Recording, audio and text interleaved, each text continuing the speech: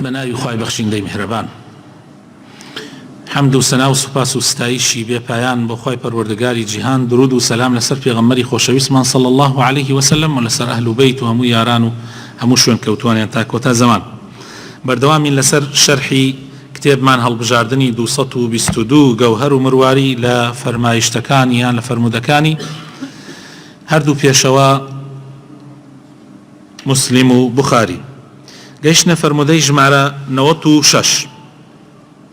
پاداشتی تکاکردن.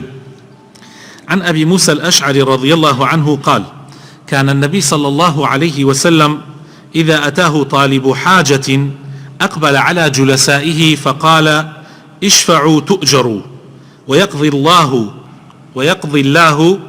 على لسان نبيه ما أحب. إمام بخاري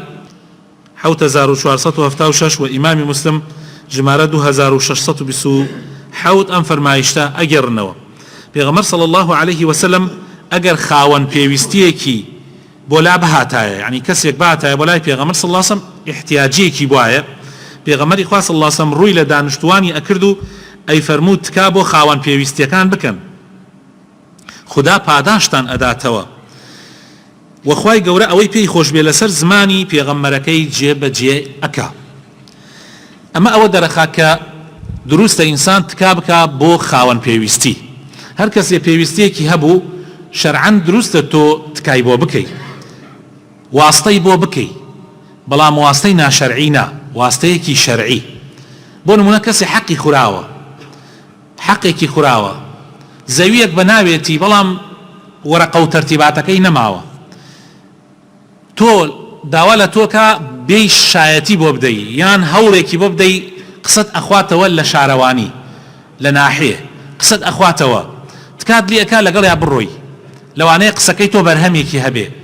ئایا ئەم کارە کارێکی ناشەرعیە؟ نا، ئەم کارە ئەوەیە کە ئەو شەفاعەتەیە کە خوا ئەیەوێ و پێغەمبەری خوا ئەیەوێ صلی الله عليه وسلم، دروستە و بیکەیتیش ئەجر دەسەکەوێ. ومن كان في حاجة أخيه كان الله في حاجته. هەر کەسێ پێداویستی ئینسانێکی ئیماندار و خاوەن احتیاجی جێبەجێ بکە، خوای تەعالا پێداویستی و احتیاجەکانی بۆ جێبەجێەکە. کەوابوو شەفاعەتکردن لە شتی دروستە، حەڵاڵە، سنەتە، بگرە جاری وهەیە ئەبێ بە واجبیش، ئەگەر کەسی تر نەیکە لەسەر تۆ ئەبێ بە واجب. باشە ئەی واستەی ناشەرعی، باشە ئێستا تەعینات نییە، ئەگەر کەسێک بە واستە خەڵکانێک پارەکە تەخەڕوجیان کردووە بیان خاتە پێشی کەسانێک 10 ساڵە تەخەڕوجیان کردووە، شەهادەکەیان لە شەهادەکەی ئەم بەرزترە، پلەپایە دەرەجەکەیان لە دەرەجەی ئەم بەرزترە، ئەم بە واستە و ژێربەژێر و بە ڕێگای ئەم و ئەو ئەڕوا تەعین ئەکرێ و ئەو کابرایە کە 10 ساڵە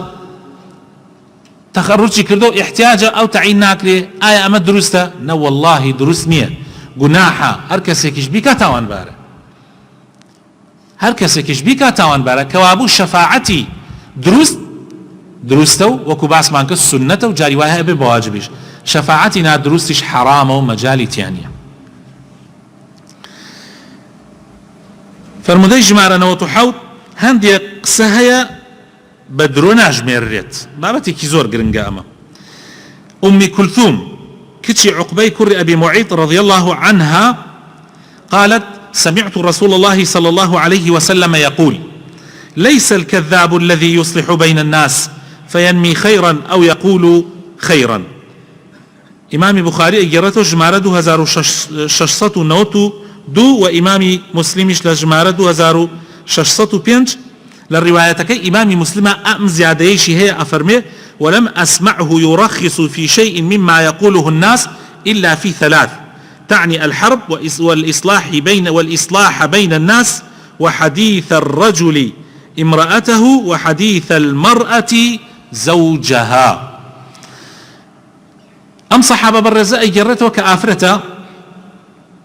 أم كلثوم أي جرته بمان أفرمي جملة بيغمر صلى الله عليه وسلم أفرمي أو كساد بدروزن ناجمێرێت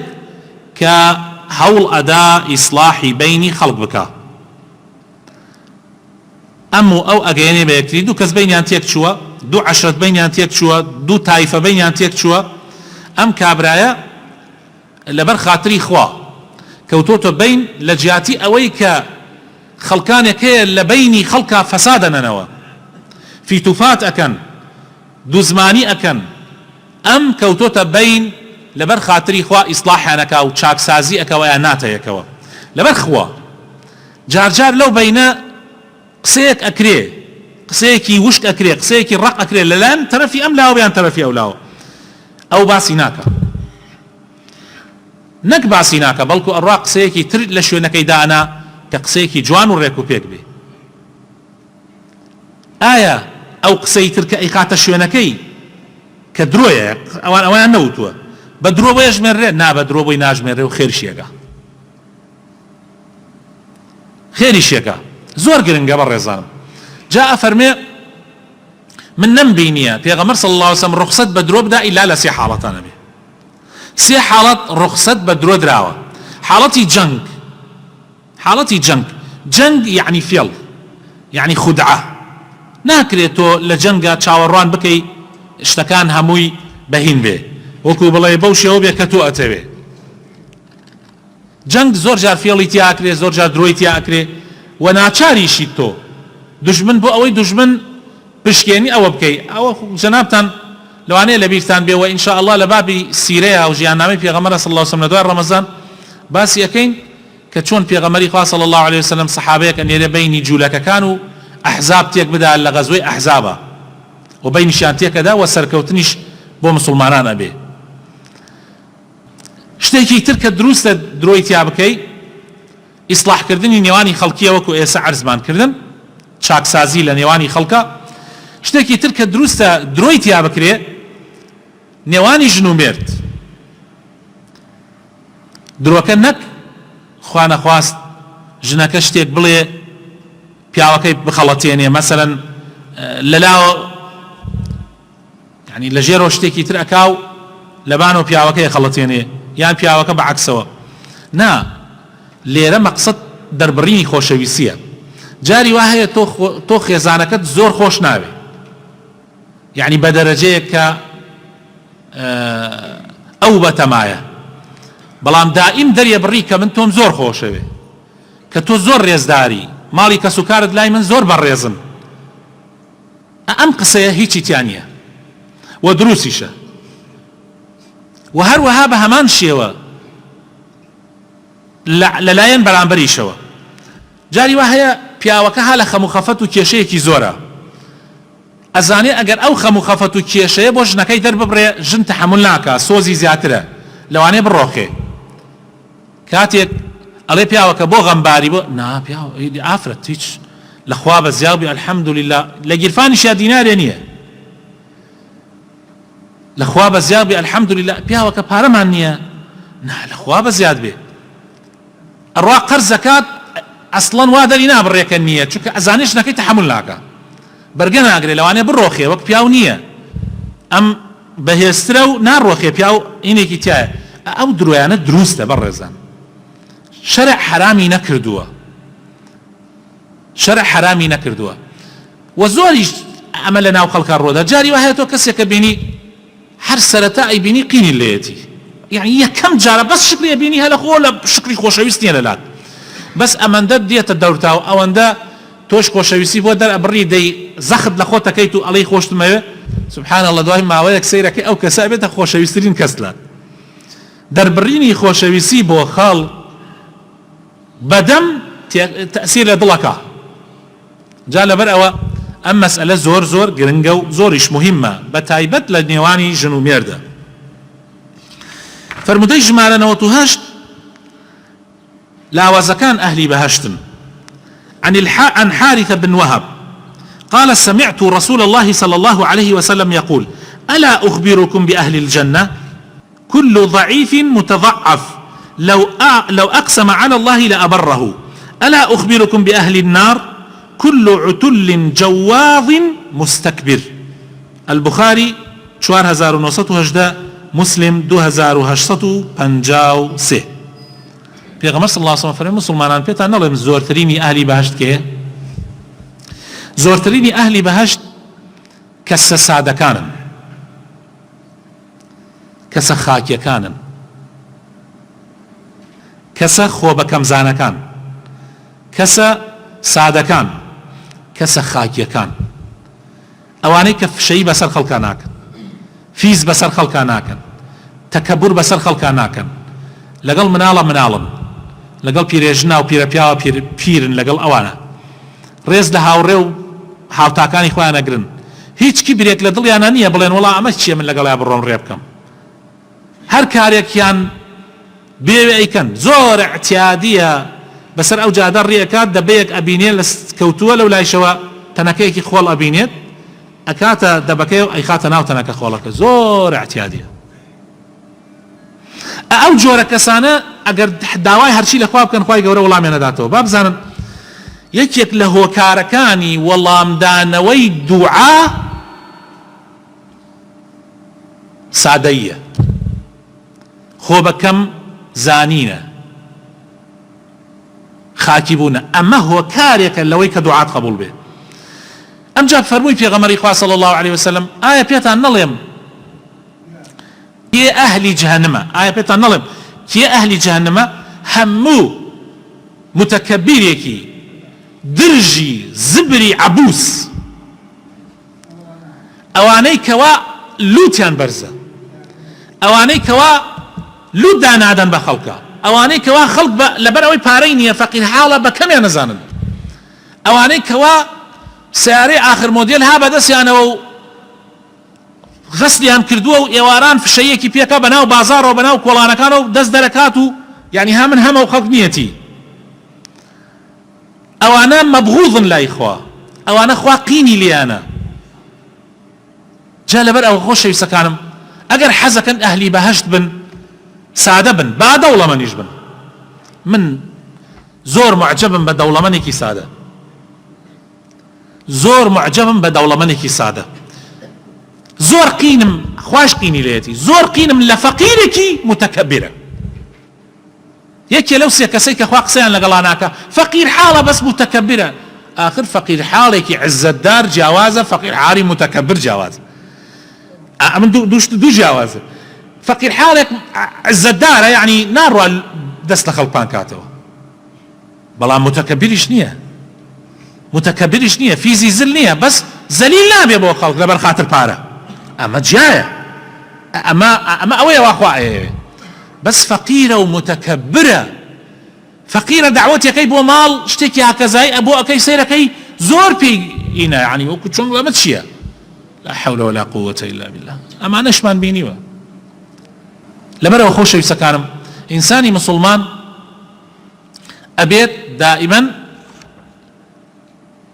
خۆی سادە بێ و لەگەڵ ئەهلی سادەیی بژێ، قەت لەگەڵ ئەهلی تەکەبوران نەژێ. حتا ئێستا تو خۆ پیاوێکی ئاساییت، ژیانێکی هەکەزاییت هەیە و طەبیعی،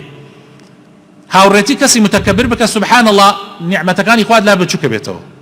هاوڕێتی کەسی لە حەد دەرچوو بکە سبحان الله توش ئیسە کابرایەت ببینە سیارەیەکی جوانی پێ بێ و تۆزێ خۆی فش کرد بێتەوە، ئەگەر زۆر دیقەتی بەی سبحان الله ئیتر نیعمەتەکانی خوات لا بچووکە بێتەوە. توشێژ ئەی بۆ من نیمە، ئەی بۆ سەیری مەکە، کاتیان بینین تەماشایان مەکە. حتا من خۆم وام ئەو حەزشەکەم ئێوەی شوابن، حتا زۆر تەماشای مەسوولەکان مەکەن لە تەلەڤیزۆن، تەماشای شکل و شێوەیان زۆر مەکەن،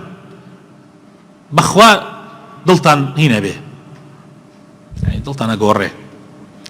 دائما سەیری فەقیر و هەژار بکەن، دائما خەڵک لەگەڵ ئەوەیە بن. پێغەمبەری خوا صلی الله علیه و سلم فەرمێت تەماشای کەسانی خوار خۆت بکە، تەماشای کەسانی بام خۆت مەکە، دوای نیعمەتەکانی خوات لا بچووکە بێتەوە. فەرمودەی 99 خەڵکانێک هەیە نرخی یەک باڵە مێشولەیەکیان نییە لای خوای پەروەردگار. عن أبي هريرة عن رسول الله صلى الله عليه وسلم قال إنه ليأتي الرجل السمين العظيم يوم القيامة لا يزن عند الله جناح بعوضة. رواه البخاري جمارة 4729 وإمام مسلم جمارة 2785. للرجل قيامتها خلقان يدين زور زلن، زور بالا برزن، زور هيبتي عن هي وشكل، بەڵام لای خوای تەعالا قیمەتی یەک باڵەمێشێکیان نییە، یەک باڵەمێش. بەس خەڵکانێکەن بچووکن کورتە باڵان، وەکو عەبدوڵای کوڕی مەسعود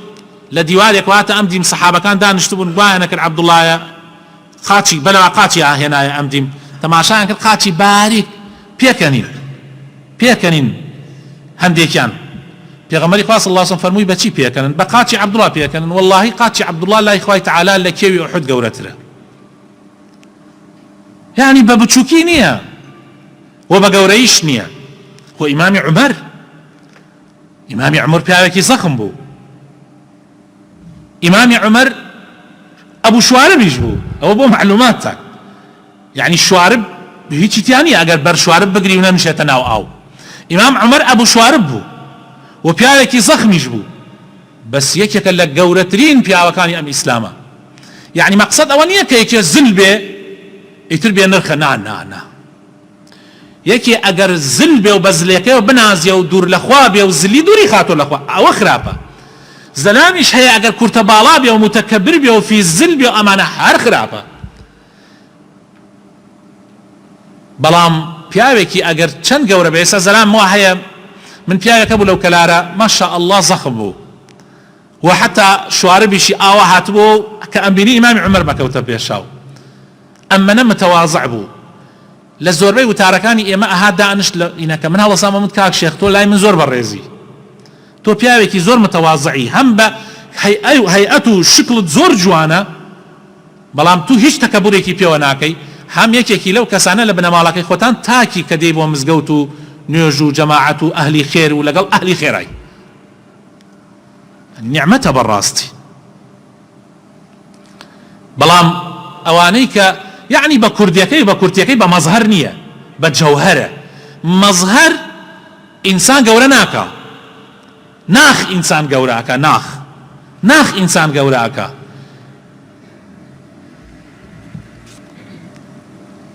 کۆتا فەرمودەی ئەمڕۆمان فەرمودەی ژمارە 100 ئەوەی پلەپایی مرۆڤەکان لای خوا بەرزەکاتۆ باوەڕ ڕوو کردەوەکانیانە، نەک بنە ماڵە و شکل و شێواز و دەوڵەمەنی. عن أبي هريرة رضي الله عنه أن امرأة سوداء كانت تقم المسجد أو شابا ففقدها أو فقده رسول الله صلى الله عليه وسلم فسأل عنها أو عنه فقالوا مات. قال أفلا كنتم آذنتموني فكأنهم صغروا أمره فقال دلوني على قبره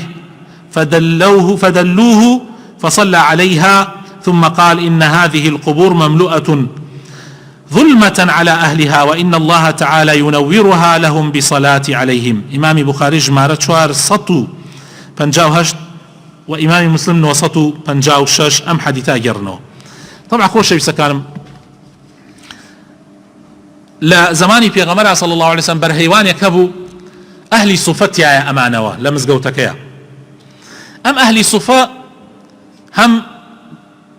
غريب ماري النبو لمدينة أمانة ولا مزقوتي في غمرة صلى الله عليه وسلم هم فقيب زوربي علمي في غمر زوربي حديثي في غمر زوربي قرآن أوان قيان ديانتا مسلمانان أما يعني إخوة واي ويسوت شونك أجر أوانا نبوان أم دينا بأسانين أجيش أوان أمو أحواري في غمر أزانن درأت شو لمال أيان زاني في غمر صلى الله عليه وسلم تشيكا وتشيناكا شو روش همشتي كسيكي شهبو رشت بيست بو يعني بيستكي رجبو أو كسك أم حديثة أجرته نك أبو هريرة شوك أبو هريرة يقول أهل الصفاء عيزاني أما جنة يا بياوا بس أوي أم حديثة أجرته الله بيرمنيه وتيان جنة يا بياوا بس يعني أوي كذلك لحديثك الظاهر أما بياوا نك جن شوك ما بيت ولا مزجوتا وجزك بدا جن نامينة ولا مزجوتا وجزك بدا أم بياوا يعني أم جنة شوك اشتكى كرانا بوتو يشتان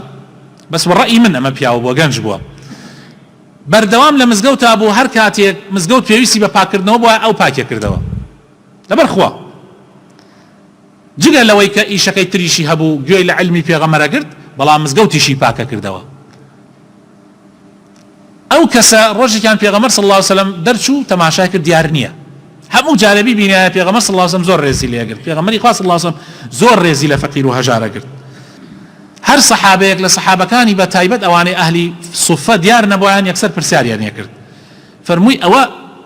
فڵانە کەس کوا بۆ دیار نییە وتیان ئەی پێغەمبەری خوا بەداخەوە مرد پێغەمبەر صلی الله علیه و سلم زۆر بێتاقەت بوو ئەی فەرموو مرد بۆ من تا ئاگادار نەکرد وتیان وەڵڵی یعنی ئەوە نائێنێت هەڵسێنین لە خەو کابرایەکی هاکەزایی بۆ ئەمانە پێغەمبەر صلی الله علیه و سلم زۆر لەوە بێتاقەت بوو زۆر لەو قسە بێتاقەت بوو فەرمووی پێم بڵێن قەبرەکەی لەکوێ ڕۆشت بردیان بۆ قەبرستانەکە بۆ لای قەبرەکەی وتیان ئەمە قەبرەکەیەتی پێغەمبەری خوا صلی الله علیه و سلم بە تایبەت نوێژی لەسەر قەبری ئەو گەنجە بەڕێزە کرد بە تایبەت و فەرمووی ئەم قەبرانە پڕن لە تاریکی ئەم قەبرانە پڕن لە تاریکی بەڵام خوای تەعالی بەهۆی ئەم نوێژانەی منەوە ڕووناکێکاتەوە نوێژی مسلمانان لەسەر مردوو زۆر گرنگە بەڕێزان تەماشاکە خۆ ئەم کابرایە لە دەوڵەمەندەکانی قوڕەیش نەبوو لە پیاو معقولان و ڕئیس عەشرەتەکان نەبوو ئەم پیاوە کەسێکی یان ئەم گەنجە کەسێکی بەڕێزە لە ناو مزگەوتی پێغەمبەر صلی الله علیه و سلم خزمەتەکە بەڵام لای خوا زۆر بەڕێزە لە حەدیث هاتووە پێغەمبەری خوا صلی الله علیه و سلم ئەفەرمێ خوای تەعالی تەماشای جسم و شکل و شێوەتان ناکات ناو ناتۆرەتان ناکات خوای تەعالی تەماشای دڵ و عەمەلەکانتان ئەکات تەماشای دڵ و عەمەلەکانتان ئەکات هەر کەسێ دڵی پاک بێ هەر کەسێ دڵی لەگەڵ خوایە بێ خوای تەعالی خۆشێوێ هەر کەسێکیش دڵی لای خوا نەبێ با ئیتر مهمترین زەلام بێ هیچ قیمەتێکی لای خوا نییە قیمەتی یەک باڵا مێشولەی نییە داواکارم خوای تەعالی ئیسلاحمان بکە هیدایەتمان بدە نوری ئیمان بخاتە دڵەکانمانەوە یا ربی خوایە بۆ خاتر ناوە جوانەکانی خۆت بۆ خاتر ئیسمی عەظەمی خۆت تاعەت و عیبادەتمان لێ قبوڵ بکەی فیزلی و تەکەبور لە دڵمانان دەرکەی یا رب العالمین یا ربی خوایە خۆمان ئەهلی سادەیی و خاکی بین و هاوڕێی ئەهلی سادەیی و خاکیش بین یا ربی خوایە بۆ خاتر ناوە جوانەکانی خۆت بۆ خاتر ئیسمی عەظەمی خۆت نیعمەتەکانت بەکەم نەزانین یا رب العالمین یا ربی خوایە یا إله العالمين يا ربي أمدم شوانا لا أجري جهنم ببارزة آمين آمين سبحان ربك رب العزة عما يصفون سلام على المرسلين والحمد لله رب العالمين.